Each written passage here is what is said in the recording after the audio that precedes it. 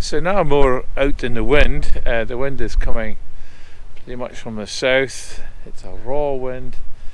This doesn't feel that good here. The camera's pointed away from the wind direction, so maybe that'll be okay. You can see that the cherry tree is beginning to blossom. Some nice white petals coming out. And before too long it will be covered, so it's looking pretty good.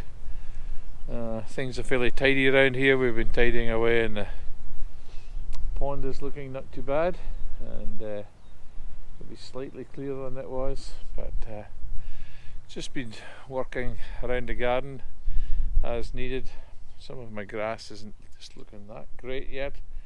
As I've said, it's fairly dry, so it's going to need some more work on it. Maybe need the thatched or scarified, but we'll see how we do that. So anyhow, a little test of the mic out in the weather, and hopefully you can still hear without too much wind noise.